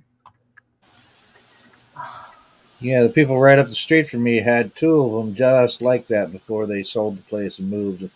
I was going to try to buy the big one. It was exactly like that right there. But I didn't get a chance before they were gone. And I was like, ah, dang. so anyway, I left to put that up because that's just, I mean, that's ridiculous. So this photo's been going around about that big print right there. I don't know if it's real or not. I just put it on there. I want to know what you guys think. Could it be a boot? I mean, I don't see any real definition in it. Could be anything, just the you heel. know. That's it, yeah. Yeah, the heel impact. It's interesting. Yeah. To me, it looks like it's fake only because that heel, you see around the heel, it looks like somebody dug out, Yeah, like it does. kind of hit around the edge to create a heel. It could have been something up there, and they thought, "Oh wow, it just needs a heel," and added a heel on there. And it could have been a bear print that melted out some too. Yeah, it could be anything. Yeah. I just don't know. And the picture next to it said, "Look at the two humanoids walking up to the deer, and the deer doesn't even see it." I didn't pull that up, but it's, I don't know. It's comical sometimes. It's comical. You'd think with that snow picture, they would have more pictures because it might give some more information of what actually made the print. If there's actually a bear print right on like a foot away from it, you know, that's why if you guys are out there taking pictures of something like this, make sure you get the surrounding area. Right. I too made this mistake early on. You want to get the surrounding area and all that stuff just because you might get some more information. Was there only one track? That's the only one they got a picture of. You know, that's kind of weird. Yeah. Yeah. Well, that's all I had was one track, was one print. It was in the snow there. I'm like, wow, that's weird. Right. And that's why I bring it up. It's just one photo isn't gonna do it, you know. Plus, it didn't have a full story on it that I know of. But where I found this I saw this photo on, I think, 3 different sites. So I don't know. I don't think I got it from the original place. So they didn't show a line. You know, you didn't have that long photo of where the footprint is going. Or did they look for other prints? You know, if there's one, there's another one, right? It's got to keep stepping unless you're woo and it just disappears. But snowshoes too. There should be a line. My rule of thumb is if I'm out and I see something that looks like it could be a print, if there's only one and I can't find anything else that even looks like it's in line of that could be at least an impression of the same size, it looks like it could be then I chalk up the first one as being nothing and not what I thought it was. Ground pareidolia. Yeah, because there's no such thing as just one good track and then nothing else. There's gonna be something else. Even if it doesn't leave another good impression, there's going to be some other sign of a trail. There is, you know. And I don't know the story. Maybe there is a whole trackway associated with this. I don't know. All I know is that it only was posted once, where I found it, and no storyline, and what was the other thing I was gonna say? Is that it's okay if you take one picture and put it into your archives. Maybe all this is gonna be worth something someday, but right now it's just a photo of something that looks like a Bigfoot, but we don't know, and you don't know unless you saw them making the print. So, I mean, it is what it is. It all depends on what you want to. Yeah, prints are easily faked too. Stuff like this, where there's no real definition needed. I went to. Go ahead. Oh yeah, I went to a Bigfoot meeting last month or so, and someone was saying that that was at the meeting that they had a Bigfoot shirt on, and they went through TSA at the airport, and the agent told them that they go fake Bigfoot prints near trailheads and stuff just to go screw with people, not to be there for reap the reward of it, but to actually just go out there and just be a prankster, So stuff like this, it's always ambiguous. I mean, because this could be like a snowshoe print, and the fact there's only one is highly suspect. Well, my daughters and I were rock stacking, and I didn't even realize at the time that people were claiming that rock stacking had something to do with Bigfoot. We're just at the creek having fun, and of course you have people who are saying that's damaging, blah, blah, blah, the trail or whatever. I think that got it starting again. I won't swear to this, but I think that may have gotten its origins. And I heard this one story, which may be a real thing that happened. I don't know. But it was an encounter of a guy that encountered a Bigfoot, and it was stacking rocks. But what it was doing was looking for ground squirrels. And that's why it was stacking rocks. And I think that's where that origin came from, is all of a sudden, then after that, every rock stack people came across was big. Oh, it's Bigfoot stacking rocks. Yeah, that's what I kind of think, is people just coming across it, not realizing that the hiking community uses that to mark trails that might not exist anymore because the foliage grew up and stuff. But yeah, I think that's what a lot of it is people not realizing that actually has a purpose for certain human communities. And they're like, oh, that's got to be Bigfoot. What else is going to stack rocks out here? A thing that wastes time, no need to do it. It's only because the people don't know, and it's why they gotta keep opening themselves to be educated and learn. I've been sent a lot of rock stacks and tree stuff that anyone could have easily made it. I didn't see what the big deal was. Yeah. I found a series of them along a creek in a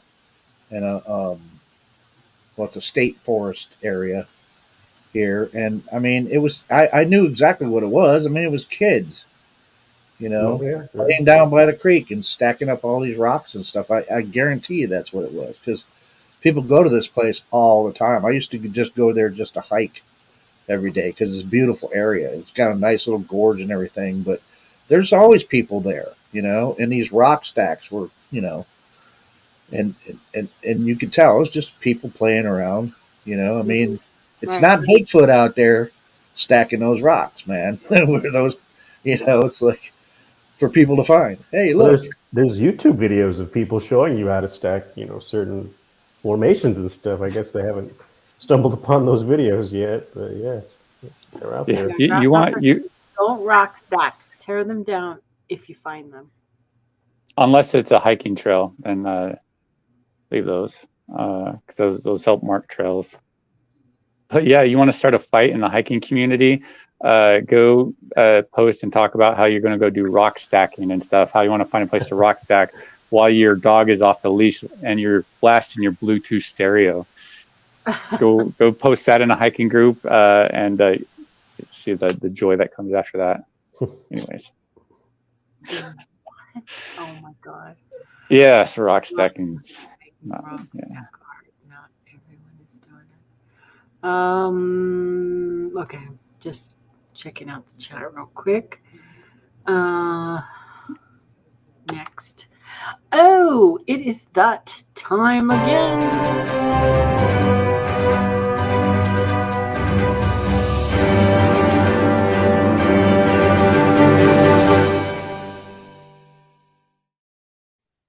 Bigfoot in the news this week. We have a Bigfoot with a beanie is the Portland Trailblazers' second mascot. And it's an addition to their mascot. It's not replacing the old mascot. But I've been seeing this around. Today, as a matter of fact, I saw this posted, I think, where? Coalition or somewhere. But I'd already had it up here because it's like 4 different sites have it listed this week as news. So the mascot made his debut at the Moda Center Tuesday night during a game against the New York Knicks. According to the team in a statement, his name's Douglas had been too shy to make himself known before this week. So don't you find it kind of odd that he's wearing a shirt but no pants? You got shoes on? I think his face is Winnie the Pooh wears a shirt and no pants. Yeah, is that very cringy. That's all I have to say. is that appropriate? Give him some underwear or something. Some whitey tighties to pull up. Well, they could have given him some basketball shorts. Shoot. Right. Anyway, he looks weird. I don't like that grin at all. Not cool. Yeah, no kidding. Next we have local book club launches Stilly Bigfoot hunt.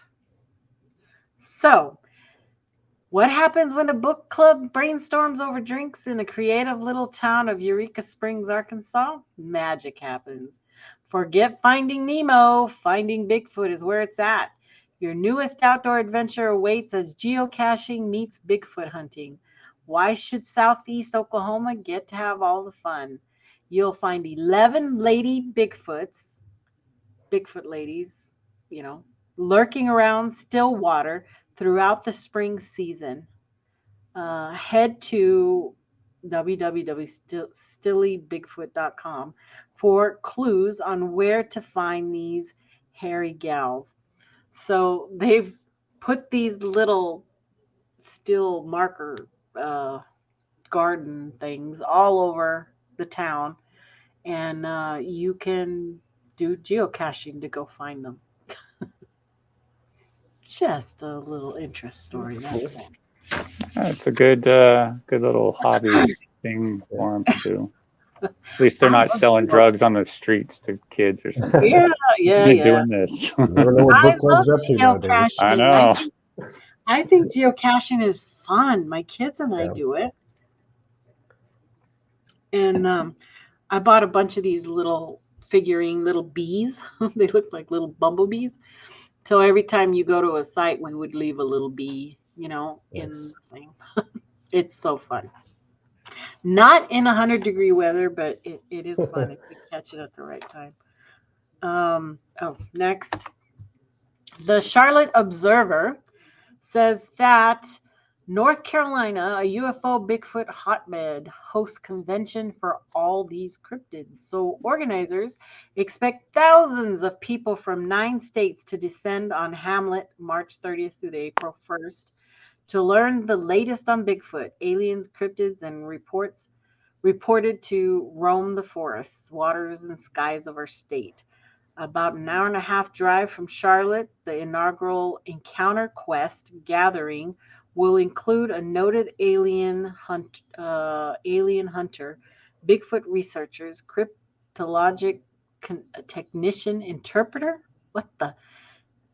Cryptologic technician interpreter, and other experts of unexplained beasts and phenomena, sharing their most recent findings. So there you go. Cryptopunkologist? What the heck? I don't know. Anyway, it was a story. Well, that's Kenny, man. What? That's Kenny Irish. He's okay. He's the okay. That makes sense. Oh yeah. The Mohawk dude. Yep. Okay. It doesn't say his name here though. Heavyweights in the field will address the gathering, including Ron Moorhead, Daryl Sims, Oh, cryptologic technician interpreter R. Scott Nelson. That's who that is. And Kenny the cryptopunkologist Irish. Okay. The way they printed it was weird. Are we making up words now? Yeah, pretty much. So Kenny's anyways, a buddy of mine. It's a good dude.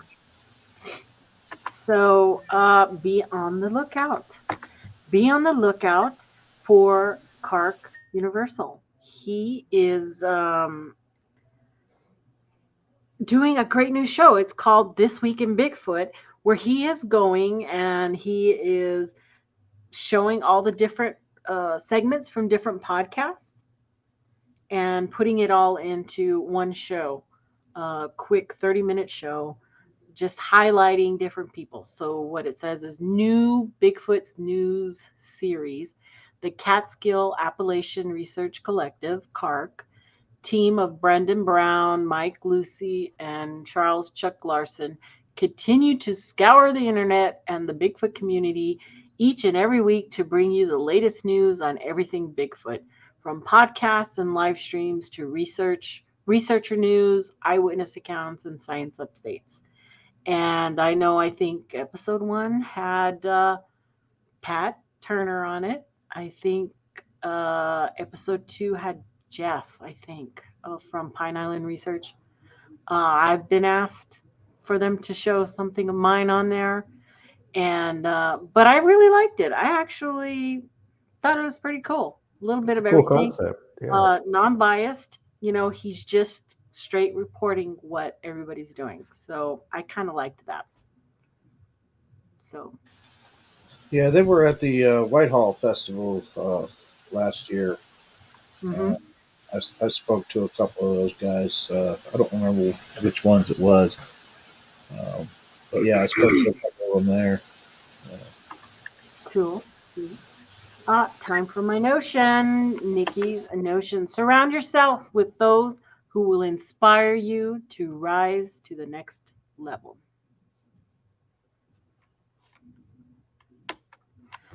And what else do we got, guys? Anything coming up new for anybody else? Well, I did have one thing that I should have said it about the show me what you got, but I don't know if we have time for it. Oh yeah, we've got time. Do you want me to send it to you on? Yes, go ahead and okay. However you want. Okay, give me a second. Find here. a way. Get that sent. We got over. 10. Cool. I'd like to see what you guys. You can either share it through yours, and then I can put it up. Oh, I just sent it through Facebook, if that's all right. Okay. I could probably. Okay, cool. I got it. Yeah, and this is one thing that I found recently while researching, like I said, west of the Brushy Creek, and there's a backstory to it that's pretty intense. That, yeah, and I want to see if you guys see it the way I'm seeing it, because it's yeah. Here we go. So, are you guys able to see that? This is actually I don't want to. If you guys take a look at it first, and then I'll kind of break it down. Nothing. So if you look real closely there, you can actually see some fangs. Oh, okay. I see a face now. Now Right, that you yeah. pointed that out, it made me see a mouth, and then which made me see. And yeah. it made me see, well, kind of eyes. I don't know. Yeah, it's got a nose, eyes, and fangs there. And from my research, I found this out. It's west of my area here, and it's known by the locals that were in the area as a stone face that they would see. And there's rumored to be more in that area, and they believe this is a depiction of something that the Native Americans were seeing in the area. That's the biggest I can get it to. Dog man, hey? So it's a Weird. carving. Weird. It's a stone carving. But yeah, it's a stone carving, and we know it was there before the settlers. Wow.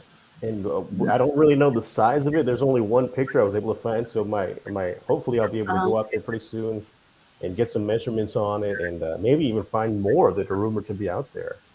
But I thought it was really fascinating. I mean, it's literally a freaking man-looking thing with fangs. You know, That would be cool if you could find more.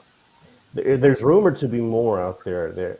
There's rumored to be more along this creek that it has a long history of activity out there. I'll just say that.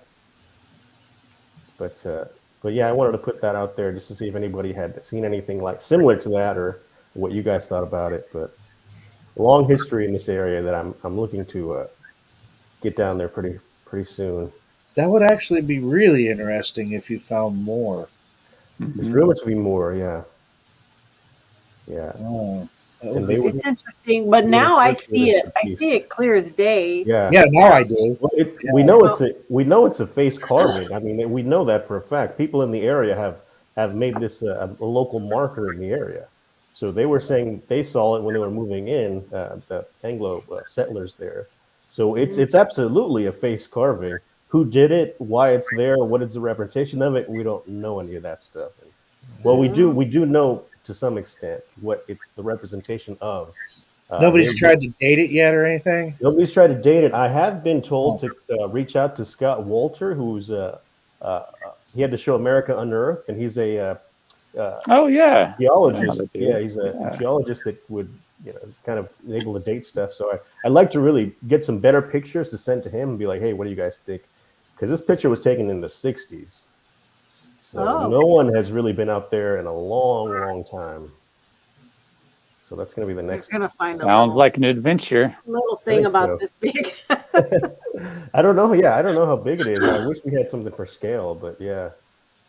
Do you actually have the coordinates for this, or? I have a general area.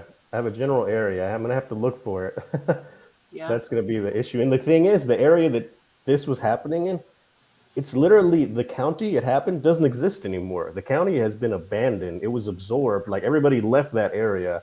So, like I said, there's a long history of creature activity going on out there. Even there was an article from the, I think it was like 1891, about something that took place not far from the area, and they referred to it as the the bear man. So it's I'm looking to get out there pretty soon, hopefully when the weather starts getting a little nicer. But interesting. Yeah. And I wouldn't be talking. Look forward to seeing that for sure. Yeah. I thought it was really cool. I was like, whoa, no one has really taken any more pictures of this. Why not? But yeah. I thought it was cool. Well, thanks. We'll definitely keep an eye out for that.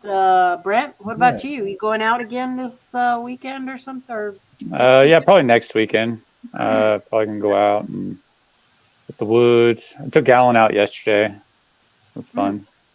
Went out. Weather's getting better. Yeah, it finally is. Yeah. Found a really cool stick that. Yeah, go get your stick. Yeah. You guys want to see my stick? See my stick. So, have you guys seen like a stick? So we were out there. The area that we go to that I found this stick at, it's a place I go to before, camp there, all that stuff. And but it's been closed since last summer because of a fire back there. And this was the first time that it actually opened. And I could see with the snow, that we were the first ones back there in this particular area. And this looks really fresh because it just looks fresh. But have you guys seen something like something like this exploded out with like a tree? Or with a like a stick or something, because we found this. I found this shoved in the ground about almost 2 feet, and it was sticking there. And I don't know if you could tell, but the bark here is pulled down, so it's like it was broke up here and it was pulled down this way, which pulls the bark down this way, and it was shoved in the ground about like right here. So, and the end right here. So this is a sapling that I'd say it's probably about. This sapling is probably about, probably 9 or 10 feet, that grows out from the bigger trees. And so it was either first broke and created this type of destruction. It doesn't look cut. I've never seen it kind of this type of damage before. And so is this either happened first and then it was broken off from the base of it, or I mean, I don't know how it was. I don't know. I just thought it was interesting to see if anybody's seen a branch like that. Yeah, it's twist, but when it's twisted, you can kind of see where the direction it was twisted. That one, you can't really see it. But it was pulled down this way because the bark extends all the way down. So I know it was pulled this way. And so Tristan sent the picture. We're looking. Oh, okay, yeah. So if anybody's seen anything like that, just kind of let me know, because I come across it's not a branch, so it didn't fall down, and for it to get put down in there that deep, I would probably, if it was me, I'd probably have to put all my weight on it, and which I'm 200 pounds, and I'd have to put all my weight on it to get it down in there that deep, because it was lodged down in there. And like I say, it looks like it's fresh too. I don't know if you guys can tell, but it looks kind of fresh, and I've never seen anything like it. That sounds. The fact that it's put in the ground. That's definitely really big. Weird. That's definitely big. Yeah. Well, we come across, my buddy Cosmo. He's a really good nature observer, so he comes across interesting stuff that he points out that's not really normal. And we come across, sticks that are shoved in the ground, and that is pretty weird. Yeah, and obviously we know about the ones that fall from the trees and stuff, but there's also, like sticks that are shoved in trees too. They're like actually shoved in the base and stuff, like, inches and stuff. Got videos of it, but this one was kind of interesting. I was just kind of curious to see if anybody else would know what would cause that, because it just looks like it was, I don't know, ripped this way, but you'd figure if it was pulled down this way, that all this bark here would be pulled down that way. But I don't know. You would have seen the burn. Right. So. Yeah, it's definitely not lightning. Yeah. So I don't know. Interesting. It is interesting. It's a weird looking stick. Yeah. Glad you guys like my stick. You're gonna shellac that stick there, buddy. I don't know. I haven't showed the kids yet. My kids are gonna be like, "Dad, why'd you bring home a stick?" I'm like, could be Bigfoot, man. Hey, at least it's not a piece of poo, huh, Tristan? Could have been like maybe somebody out there not familiar with the area, and they used this they shoved it in the ground as a marker or something, so they tried to go back, or it could be. I mean, it easily could be. The area that it was found, though, nobody's been back into that area. We were the first ones back there. Just you could tell from the snow, the way the snow. The only thing there's no tire tracks or anything. Well, now that I'm looking at it, the only thing I can think of, if it's down on the ground like that, is maybe someone cut it and then they hit it with a sledgehammer at the top. It started splitting like that. Maybe. I don't know. Depends on how deep it was in the ground. Leon thinks it's a marker, so that could be. Maybe they hammered that thing in there. If it split out from a sledgehammer, maybe. Maybe. But you might be able to see some impact marks on the top of it if it was a sledgehammer. So yeah, it's not. It's if you look, it's really kind of. It's like exploded out, that was actually one of the first things I thought of, was like, oh, it should be a lightning strike, but there's no strikes around it. And it's actually a sapling that Alan actually noticed it. It's actually a sapling. No, I didn't check for any sebum on it. Sorry, I touched it, guys. It was put there for sure. Gary wants to know, why did you take it, Brent? I don't know. I'm sure my kids are going to ask me the same question later. Why'd you take it, Dad? I don't know. I was like, hey, it's there. I thought I'd take it, and I don't know.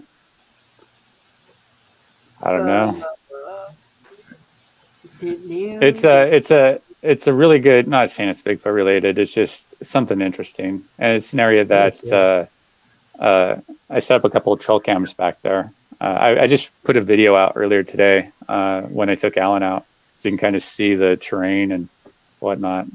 I didn't include the branch, but probably should have. So if anybody knows, like, I mean, I could see that too. Like if somebody's like pounding down you would be right though. You would see some sort of smash impact, if it was a flathead. Yeah, a flathead that is out like that. Yeah. And I don't see any sort of like splices down as if it might have been a hatchet too. So, and whatever, it was pulled down because the bark. I have other examples. Native Americans will come out to the forest and take the bark down to make baskets and stuff. So when they pull down the bark, it comes down in a V shape, and that's exactly what happened on this right here. So that's how you can tell the bark was pulled off like that, or the top was pulled off and ripped the bark with it. And we couldn't find the rest of it either, so or where it came from. I agree, Jen. Brent just wanted to show us his stick. It's a cool stick, though, huh? Hope you guys liked it. Showing you what he got. Interesting. No, but that was interesting find, especially with how much it was shoved down into the ground. And I don't know. I have more pictures and videos. I'll probably post later. No, it's definitely interesting. Thanks for sharing. And just like that, another show in the books, peeps. And thank you guys for being here. And don't forget, before you leave, hit that like button. Don't forget to subscribe. YouTube's doing that crazy thing where they knock people off the subscription, okay? And everybody's talking about it. So it's check it out. Make sure you're subscribed. Hit it. Yeah, definitely give the like button. I showed you my stick, so that should be enough to give that like button. I'm bringing you quality stuff here, people. Come on, guys. So thank you guys. Eric, thank you so much for being here and for everything you do. Joe, as always. Thank you. Love you. Love you guys to death. And you guys, we'll see you at the next chat.